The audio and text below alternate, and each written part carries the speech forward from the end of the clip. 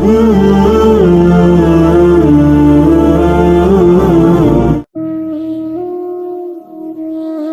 बात ज़हन में रख लें कि ये हो नहीं सकता कि इंसान पर मुश्किलात ना आए। बहरहाल मुश्किलात आएंगी, ये अच्छों पर भी आती है और बुरों पर भी आती है। सिर्फ इतना फ़र्क होता है कि अच्छों पर आजमाइश के लिए आती है और मेरे जैसे गुनाहगारों के लिए बाज़ों का सज़ा बन के आती है। बहरहाल आजमाइश आती है, दुख, तकलीफ, बीमारी, मसाइब, परेशानियां, ये इंसान के साथ साथ चलती हैं। अब होता ये है कि हम मुख्तलिफ किस्म के रवैये आजमाइश के वक्त उनका हम इजहार करते हैं। हमारी मुख्तलिफ हालतें हो जाती हैं जब आजमाइश आती है। सिर्फ समझने की बात यह है कि आजमाइश तो बहरहाल आएगी, तो हमने करना क्या है। अब बहुत सारे लोग, उनको पता होता है कि गर्मी का मौसम आ रहा है, तो उससे पहले पहले वो क्या करते हैं, जिनके पास सहूलियात होती है वो अपना एसी ठीक करा लेते हैं, उसकी रिपेयरिंग का कोई काम करना हो करा लेते हैं, जिनको वो मुयस्सर ना हो वो पंखों को साफ कर लेते हैं। कुछ लोग समझते हैं कि मेरे पास लिबास सारा मोटा है तो मैं बारीक मौसम के मुताबिक लिबास खरीद लूं, बनवा लूं। सर्दी का मौसम आता है तो हमने देहातों में देखा था कि हमारी माएँ पुरानी रज़ाइयाँ भी नए सिरे से तैयार करा लेती थी, उनकी तैयारी करा ली जाती थी। तो पता होता है कि ये मौसम बहरहाल आना है। फिर हुकूमतें भी कुछ तदाबीर करती है, कुछ वैक्सीनेशंस होती है कि ये इस मर्ज का इस मौसम में फैलने का खतरा है, तो क्या किया जाए, तो किया ये जाए कि इस मौसम के लिए इस बीमारी के फैलने का खदशा है तो इसकी ये वैक्सीनेशन है, ये वक्त पर करा ली जाए ताकि इंसान जब वो बीमारी आए तो आने से पहले उसके पास तदाबीर मौजूद हो। आजमाइश तो आएगी, करना क्या है। सबसे पहली बात यह है कि जब इंसान पर आजमाइश आए तो उसे अपने आप को कंट्रोल करना है। वावेला नहीं करना, शोर नहीं करना, हाथ पैर नहीं फूलने चाहिए, बहुत ज्यादा एंजाइटी डिप्रेशन उसे नहीं होना चाहिए, उसे अपने आप को कंट्रोल करना चाहिए। बाकी जो लोग मदद के लिए आएंगे वो बाद में पहुंचेंगे। जो डॉक्टर उसके पास आएगा उसको भी फोन जाएगा, वो तैयारी करेगा, वो निकलेगा, गाड़ी निकालेगा, आने में टाइम लगेगा। उसके पास अगर रेस्क्यू वाली टीमें आएंगी तो वो भी टाइम, सबसे पहले उससे ज़हनी तौर पर मुश्किल के आते ही उसे ये देखना चाहिए कि मेरा अपना कंट्रोल लेवल किस तरह का। उसे अपने आप को बहुत एतमाद में रखना है, तहम्मुल में रखना। मुश्किल आ गई है, अब ये फौरन नहीं जाएगी। एक उसूल समझ लें कि नबी पाक अलैहिस्सलाम ने फरमाया कि सब्र वो है जो पहले सदमे के वक्त किया जाता है। जो ऐन मुसीबत जब आए उस वक्त जो लोग सब्र करते हैं उसको सब्र कहा जाता है। जिसको हफ्ते के बाद आया वो सब्र नहीं, वो तो जख्म ही ठीक हो गया है। जिसने एक महीने के बाद कहा है मुझे सब्र आ गया है, तो वही वो तो अब तो जख्म ही मुंदबिल हो गया, अब तो वक्त ने मरहम पट्टी कर दी। तो सबसे पहली बात ये देखिए कि खुद पर आपको कितना काबू हासिल है, आपने खुद किस तरह का रवैया करना है। आप बिल्कुल परेशान हो रहे हैं, आजमाइश में आ रहे हैं, हाथ पैर फूल रहे हैं, तो इससे आप और ज्यादा परेशान हो जाएंगे। मुश्किलात आ जाती हैं, तकलीफें आ जाती हैं, जिंदगी में हादसात हो जाते हैं जो आप नहीं चाहते, जिसका आपने कभी तसव्वुर नहीं किया होता, वो काम भी कई दफा हो जाता है। अब उसमें करना क्या है, उसको किस एंगल से देखना है। मुसीबत, परेशानी, दुख, हादसा, वाकया, गैर मुतवक्के चीज आपकी जिंदगी में आ गई, आप तवक्को नहीं कर रहे थे, आप तो किसी और चीज के लिए तैयार थे, आपके तो इरादे कुछ और थे, लेकिन कुछ हालात और हो गए, आजमाइश और तरह की हो गई। और ऐसी आजमाइश हो गई जिसका आपका ज़हन नहीं था कि ये भी मेरे लिए हो सकती है, या आपने सोचा जरूर हुआ था कि आजमाइश आएगी, लेकिन और चीज़ों को आप सोच रहे थे, मैंने ये ठीक करना है, मैंने ये ठीक करना है, मैंने इस पर ख्याल रखना है, लेकिन तकलीफ ने, दुख ने, आजमाइश ने रास्ता कोई और बना लिया। तो अब ये क्या है? हम चूंकि मुतलाशी होते हैं सुकून के, राहत के, कि अब मैंने ये ठीक कर लिया है, अब मैंने घर बना लिया, मेरे बच्चे थोड़े सियाने हो गए, फलां काम मैंने आप अपने हिसाब से अब दुरुस्त सिमत करते हैं। लेकिन ये बीच में से एक मुसीबत और आ गई, तो किस एंगल से देखना है? तिरमिजी शरीफ की हदीस सुनिए। नबी पाक अलैहिस्सलाम ने फरमाया, रब जिसे बड़ा सवाब देना चाहता है ना, उसे बड़ी आजमाइश में मुब्तला करता है। और अगले लफ्ज़ सुनेंगे तो आप और खुश हो जाएंगे। हुजूर फरमाते हैं, जब अल्लाह ताला किसी कौम से मोहब्बत करता है ना, तो फिर उन्हें आजमाइश में डाल देता है। जो उस आजमाइश में रब से राजी रहे ना, रब भी उससे राजी रहता है। और जो उस आजमाइश में नाराज हो जाए ना, शिकवे करने लग जाए रब के, अल्लाह भी उससे नाराज हो जाता है। आजमाइशें तो आएंगी, दुख तो आएंगे, ये आ जाते हैं, इनका बड़ा मजा होता है। आपको पता है जख्मों का भी मजा होता है। जख्म ठीक होने पे आ जाए ना, कभी उस पर उंगली रख के देखे, मजा आता है।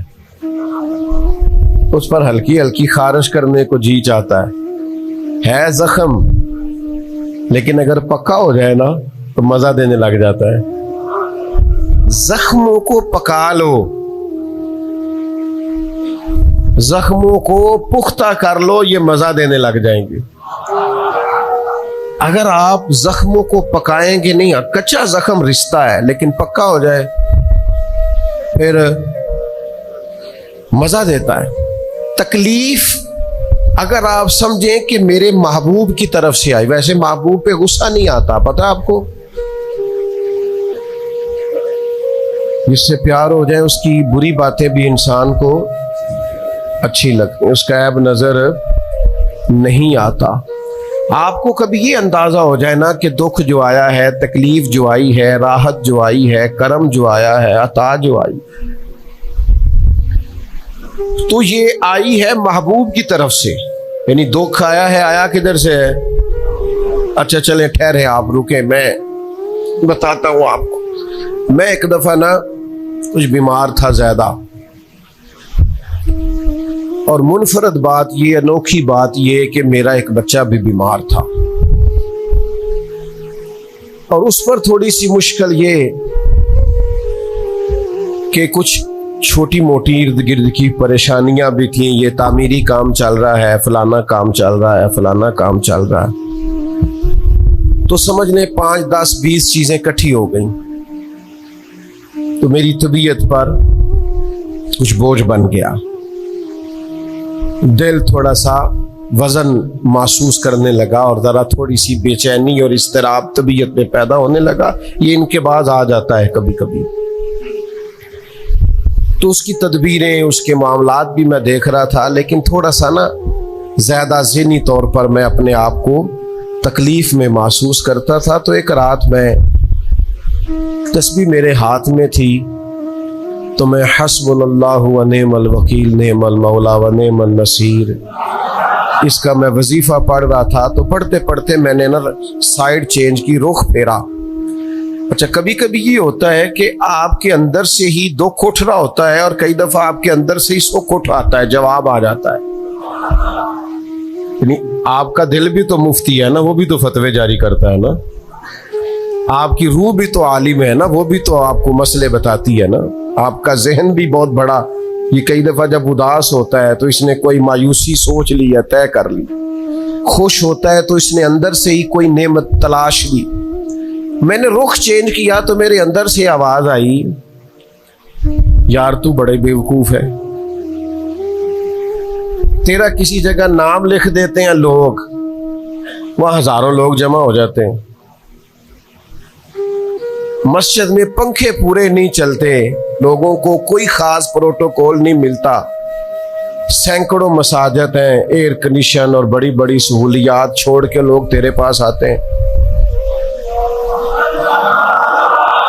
कभी कभी मुस्कुरा पड़े तो बहुत सारे मुस्कुरा पड़ते हैं, कभी तबीयत में कोई थोड़ी खराबी आ जाए तो बहुत सारे लोग आंसुओं में भीग भीग कर दुआएं करते हैं। ये सारे दुख तेरे लिए बर्दाश्त किए।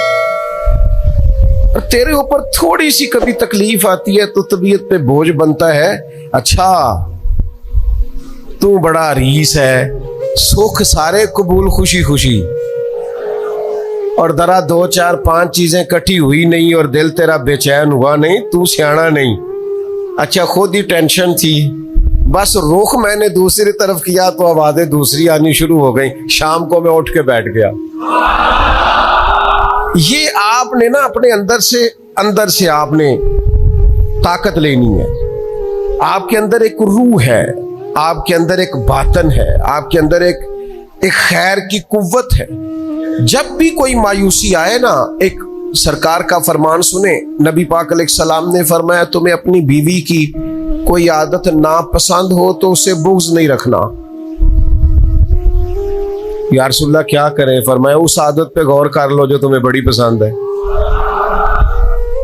आपने सिर्फ कमजोरियां नहीं देखनी, आपने जिंदगी के अंदर खूबियां भी मुलाहिजा कर। जिस तरह इंसान चाहे उस तरह इसके औकात गुजरे। मेहनत करना, कोशिश करना, जद्दोजहद करना इसकी जिम्मेदारी जरूर है, लेकिन होगा वही जो रब चाहेगा। अल्लाह तबारक व तआला ने इंसानी जिंदगी में तमाम मौसम रखे हैं। बचपन का मौसम, जवानी की बहार, बुढ़ापे के औकात, अपनों का मिलना, अपनों का बिछड़ना, शादियों की खुशियाँ और जनाजों के गम, ये सारा कुछ इंसानी जिंदगी का हिस्सा है। लेकिन इंसान चूंकि तभी तौर पर कमजोर होता है, अपने मिजाज के लिहाज से बहुत सारी जगहों पे इसमें ज़ौफ़ पाया जाता है, तो ये करता यह है कि जिस तसल्ली के साथ खुशी को कबूल करता है, उसी तरह खुले दिल के साथ गम को कबूल नहीं करता। मन चाही जिंदगी गुजारना चाहता है, हालांकि मन चाही जिंदगी तकलीफ का बायस होती है। रब चाही जिंदगी इंसान को सुकून अता करती है। अल्लाह ताला ने इंसान के साथ आजमाइशें रखी हैं। जिस तरह अल्लाह ताला की तरफ से मिलने वाली नेमतों को कबूल करता है, इसी तरह उसकी तरफ से आने वाली आजमाइशों को भी खुले दिल से इसे कबूल करना चाहिए। और ये बात दुरुस्त है कि वमा असाबकुम मिन मुसीबतिन फबिमा कसबत ऐदीकुम, इंसान पर कुछ मुसीबतें वो आती हैं जो उसके हाथों के कसब की वजह से आती हैं। बहुत सारी कौमों पर आज़ाब इसलिए आए कि उन्होंने बाज़ गुनाह किए थे, लेकिन ये याद रखिएगा कि आज़ाब हमेशा गुनाहों की वजह से नहीं आते, तकलीफें हमेशा गुनाहों की वजह से नहीं आती। इंसान दुखों में, मुश्किलात में सिर्फ अपनी गलतियों की वजह से नहीं उलझता, बल्कि नबी पाक अलैहिस्सलाम ने फरमाया है, अल्लाह ताला किसी बंदे को कोई दर्जा देना चाहता है, उसके आमाल इस तरह के नहीं होते कि उसे दर्जा दिया जाए, अल्लाह उसे किसी मुश्किल में डाल के उसके दर्जे को बुलंद फरमा देता है। बुलंदी दराजात के लिए, कुर्बे इलाही के लिए, अल्लाह तबारक व तआला की बारगाह की मारिफत के लिए भी मसाइब आते हैं। आप देखिए ना, नबी पाक सल्लल्लाहु तआला अलैहि वसल्लम ने फरमाया, सबसे ज्यादा तकलीफें अंबिया पे आती हैं, और फरमाया मैं अल्लाह का महबूब हूँ, अंबिया का सरदार हूँ, मेरे ऊपर सबसे ज्यादा तकलीफें आई हैं, आजमाइशें आ जाती हैं। और रब फरमाता है, वला नबलुवन्नकुम बिशैइन मिनल खौफी वल जूअ, हम जरूर तुम्हें आजमाएंगे कुछ खौफ के साथ, कुछ भूख के साथ, व नक्सिम मिनल अम्वाली वल अनफुसी वस्समरात, जरूर तुम्हें आजमाएंगे फलों की और जानों की कमी के साथ। अगर तुम इसमें साबित कदम रहे, शिकवे न किए, अपने रब की रिजा पे तुम राजी रहे, तो वबश्शिर साबिरीन, ए महबूब फिर जो मेरी रजा पे सब्र करें उन्हें मेरी जन्नत की खुशखबरी भी अता फरमा दो। हम तुम्हें जरूर आजमाएंगे, खौफ भी, भूख भी, मालों और जानों की कमी भी। मोमिन की ये शान होती है कि वो किसी भी मौके पर अपने रब से शिकवा नहीं करता, किसी भी हाल में अपने रब की शिकायत नहीं करता। नबी करीम अलैहिस्सलाम ने फरमाया, अगर अल्लाह ताला किसी बंदे को बीमार करे और फिर उस बीमारी पर वो सब्र करे और आने वालों से रब का शिकवा न करे, तो फरमाया अल्लाह ताला ने जो गोश्त उसे दिया होता है उससे बेहतर गोश्त अल्लाह उसे अता कर देता है। अगर अल्लाह ताला की हिकमत गालिब हो और तकाजा उस बीमारी में उस बंदे के इंतकाल के कर जाने का हो, तो फरमाया फिर अल्लाह ताला उसे शहादत का दर्जा अता फरमा देता। आजमाइशें आ जाती हैं, इंसान पर मसाइब आ जाते हैं, दुख आ जाते हैं, तकलीफों का सामना बंदे को करना पड़ जाता है। अब ये कि उसमें अपने दिल को, अपनी रूह को करार दिया जाए, अपने आप को अल्लाह की रजा पे खड़ा किया जाए और उन हवादस का मुकाबला किया जाए, उन चीजों को देखा जाए और ये गौर किया जाए कि मेरा रब अगर इसी बात में राजी है तो यकीनन उसमें अल्लाह की कोई खास हिकमत होगी।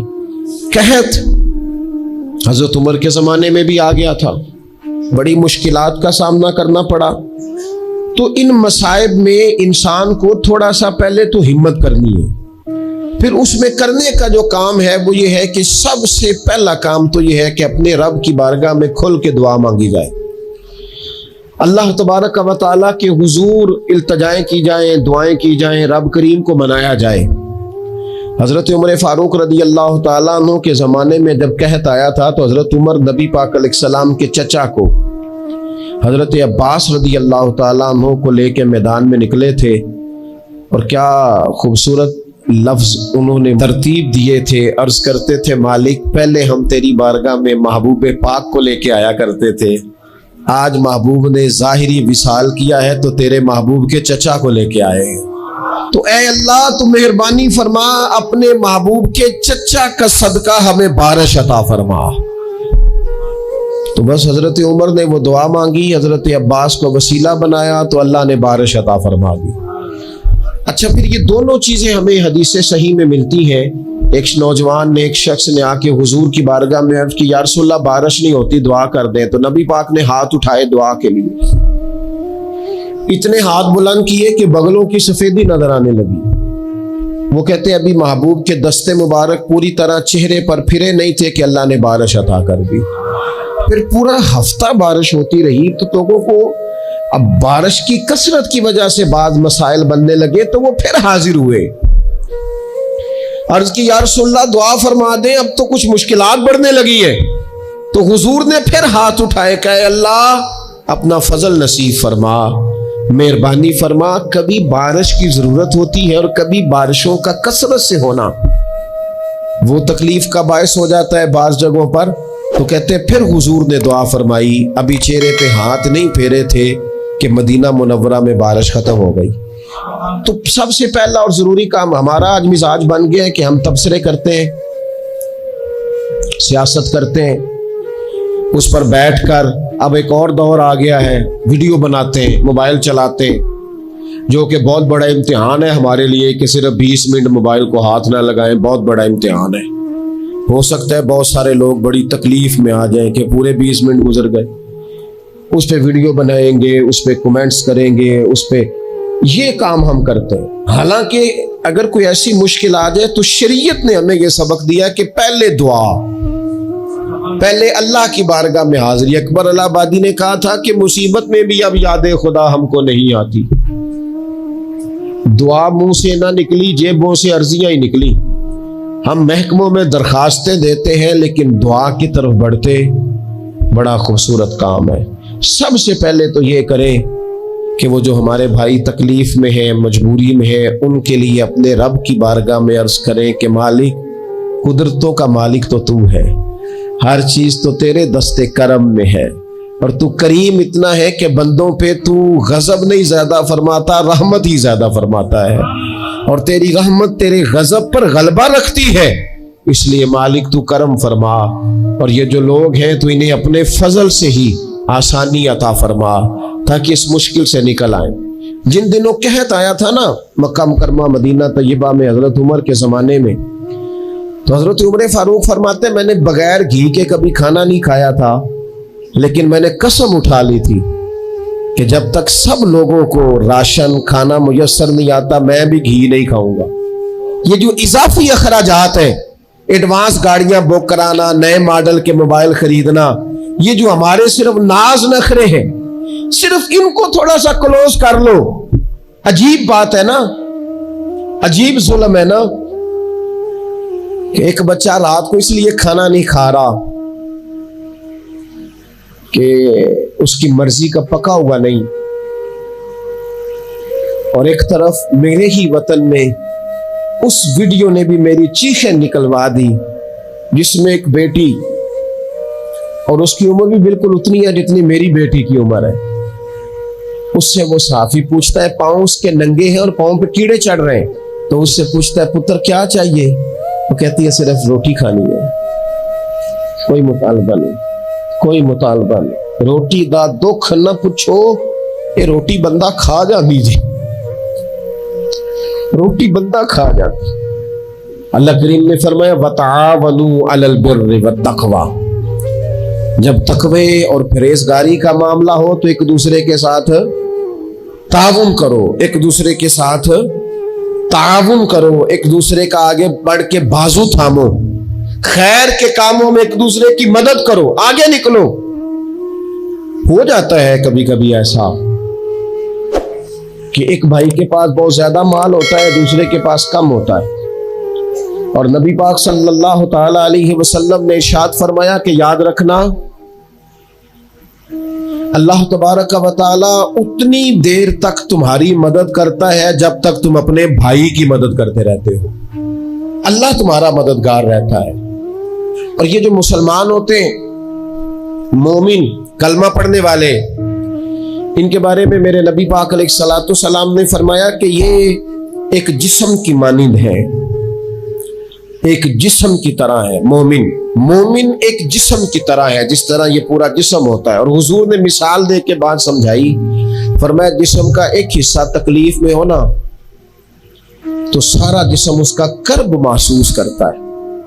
यानी दर्द सिर्फ दांत में है, लेकिन रोटी खाने को दिल नहीं करता, किसी से बात करने को दिल नहीं करता, उठ के बाहर जाने को तबीयत नहीं चाहती, पूरा वजूद उसका कर्ब, उसकी तकलीफ महसूस करता है। फरमाया जिस तरह एक जिस्म के एक हिस्से को तकलीफ हो, आप मुझे बताइए ना, आपके दांत में तकलीफ है तो क्या कभी आपके दिमाग ने कहा है कि डॉक्टर के पास नहीं जाना? पैरों ने कहा है मैंने नहीं चल के जाना, ये तो मसला सिर्फ और सिर्फ दांत का है, दांत जाने उसका काम जाने?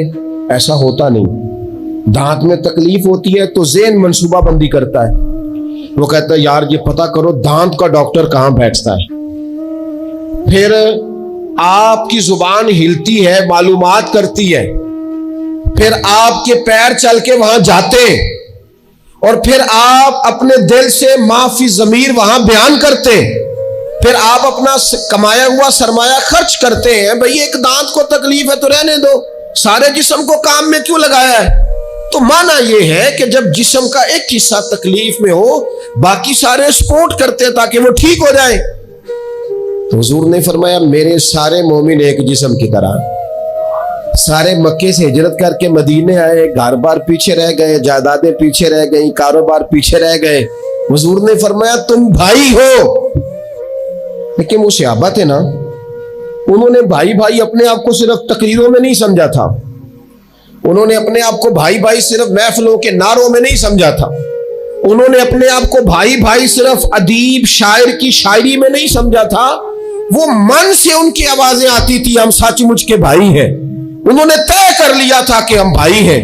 लिहाजा जब हुजूर ने कहा ना आप तुम्हारे भाई वहां से हिजरत करके आए हैं तो इनकी मदद करो, तो फिर उन्होंने सही वाला भाई समझा।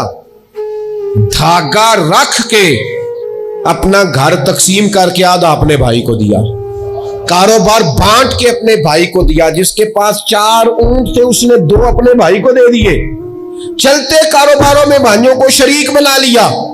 उन्होंने उन्हें इस तरह करके रखा कि फिर वो जो मुहाजिर थे वो मुहाजिर रहे ही नहीं। उन्हें यूं लगा कि हम तो एक घर से अपने दूसरे घर में शिफ्ट हुए, उन्हें किसी जगह भी कोई तकलीफ नहीं आई। लेकिन अमीर आदमी गरीब को भाई समझने को तैयार होता नहीं, तगड़ा बंदा छोटे के करीब जाने के लिए राजी होता नहीं। जब तक वो खास ज़ेन न बने जो ज़ेन हमें रसूल पाक सल्लल्लाहु अलैहि वसल्लम ने अता किया, उतनी देर तक इंसान उस मकाम तक पहुंच नहीं सकता जहां वो अपने भाई के लिए खैर का मामला करे। तो एक तो ये कि हमें आगे बढ़ना चाहिए, उन लोगों को अपना भाई जानना चाहिए। चौथी बात, इस्लाम के अंदर ना हर जी रूह के साथ नेकी करने का अजर है, हर तर जिगर वाले के साथ नेकी करने का सवाब है। इस्लाम के अंदर जो तर जिगर रखता है, जिसके वजूद में रूह है, उससे नेकी करें, अजर मिलेगा। सही हदीस में मौजूद है ना। और मेरा ख्याल है आप सबको वो हदीस आती है कि नबी पाक अलैहिस्सलाम ने फरमाया कि सारी जिंदगी गुनाह करने वाली औरत ने कुत्ते को पानी पिलाया था तो रब ने बख्शिश फरमा दी। कुत्ता हलाल जानवर भी नहीं, कुत्ते को पानी पिलाया, सारी जिंदगी के गुनाह थे, अल्लाह ने माफ कर दिया। कोई भी तर जिगर वाला हो, आप मुझे बताइए, एक कुत्ते को पानी पिलाने से रब माफ करता है, तो अगर वो किसी इंसान की खिदमत करे, और निरा इंसान नहीं मुसलमान, और निरा मुसलमान नहीं मदीने वाले का गुलाम, रसूलुल्लाह का कलमा पढ़ने वाला, उसके साथ नेकी करने से अल्लाह कितना अजर अता फरमाएगा। तो अजीज भाई, मखलूक खुदा से जब लोग प्यार करते हैं, जब लोग मोहब्बत करते हैं, और जब हमारे दिल नरम, हमें ना मादा परस्त बनाया गया है कुछ अरसे से, हमारा ज़हन बना दिया है। और ये ढेर सारे लोग हैं जो तकसीम करते हैं ज़हनों को, ढेर सारे लोग, इसमें बाद मजहबी लोग भी शामिल हैं, इल्ला माशाल्लाह, जो ज़हन तकसीम करते हैं, छोटी छोटी अपने लालच के लिए लोगों को एक दूसरे से दूर करते हैं। ये तकसीम कार हमारा आम हिस्सा है, आम जुज़ है। याद रखना, जब कौमें मादा परस्त हो जाती है ना, जब वो हर चीज को पैसे में तोलती है और पहले अपना नफा देखती है, फिर वो माशरा इंसानों का माशरा नहीं रहता, वो ताजरों का माशरा होता है। वहां हर चीज सेल होती है, बेची जाती है। दोस्तों, कल्बी तौर पर जब दिलों में गुंजाइश होती है, जब हमारे दिलों में वुसअत होती है, जब हमें प्यार करना आता है, 2 आदमियों का खाना 3 आदमी खा सकते हैं। शर्त यह है कि वो तीसरे को बिठाने की वुसअत रखते हों। 4 आदमियों का खाना 5 आदमी खा सकते हैं। शर्त यह है कि उनके दिलों में गुंजाइश मौजूद हो। याद रखना, एक छत के नीचे, एक ही घर के अंदर 4-5 खानदान गुजारा कर सकते हैं। शर्त यह है कि उनके दिलों में गुंजाइश मौजूद हो। शर्त यह है कि वो कल्बी कैफियत वही रख। लेकिन हमें ना कुछ मस्त सा कर दिया गया है अपनी अपनी दुनियादारी में, कुछ महव से है, कुछ इस तरह का माहौल बना दिया गया, मुझे क्या लेने दें, क्या लेने दें मुझे। मजहबी लोग भी इतने इतने लाख की महफिल नात, इतने इतने लाख का उर्स, इतने इतने लाख की फलानी शह।